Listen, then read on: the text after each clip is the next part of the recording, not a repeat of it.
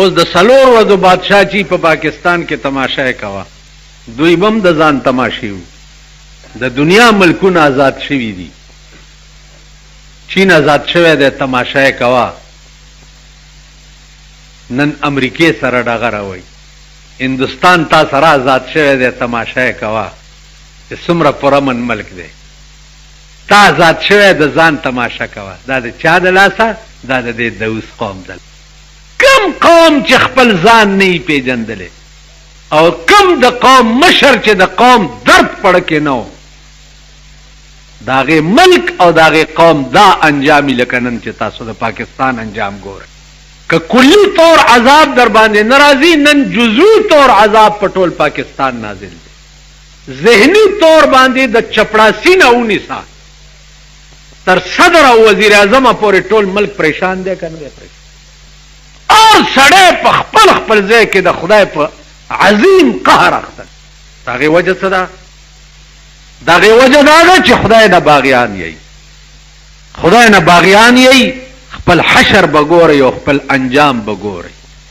اوس ما ته خلک وایي سره باټینګن ګران دی او پلانې چې مزه څه چالو کما اوس څه الکه تاسو د جمعات کې خلک وایي ته کولای شم او چې ګران دی نو ګران به می خوري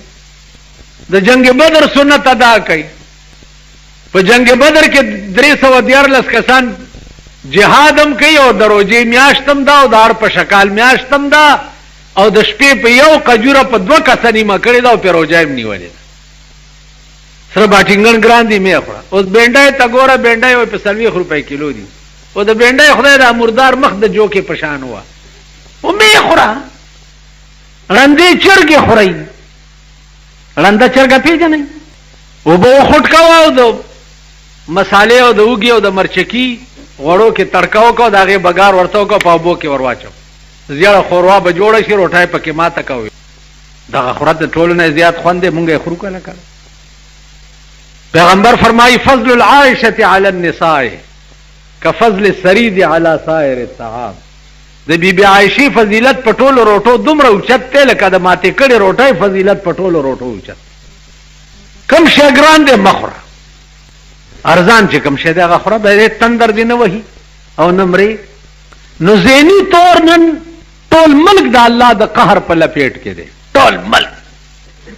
ګناه د چا ګناه د دې قوم ابل اورز راته چاوي وې تاسو مليان هم چې به پیسو مړې نه بخي ما ورته مونږه ویلو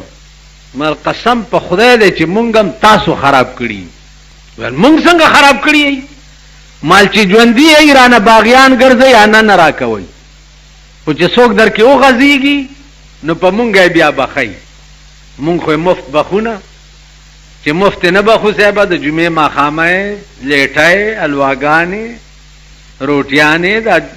تختې جوړه د تختې صادر د مړی د پاسه صادر مړه ها چې سلوي خو دې تیریږي پر پسې مام ستا کور روان کړي سده خدای کو سده ور پسې ما کور روان کړي دا زمونږ عادت تاسو خراب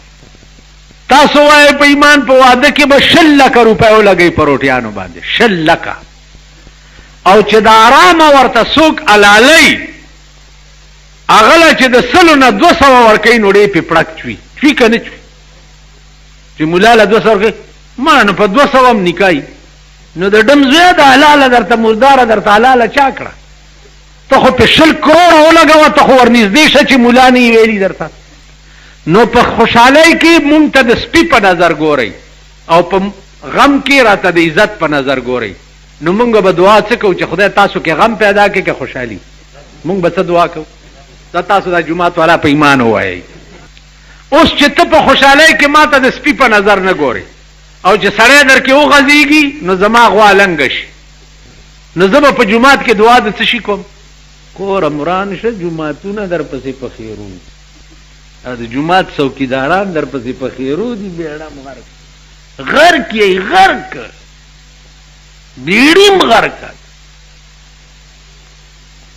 تا کر مړې وشي یور در کر کېږي هاي هاي هاي هاي هاي هاي ماشومان یتیمان شي او زما کور کې غوا لنګ شي که نه شي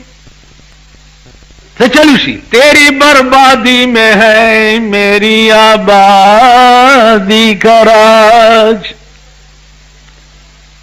تیری بربادی میں ہے میری آبادی کا راج تیری بربادی میں ہے میری آبادی کا راج ته برباد شي زما کور ودان شي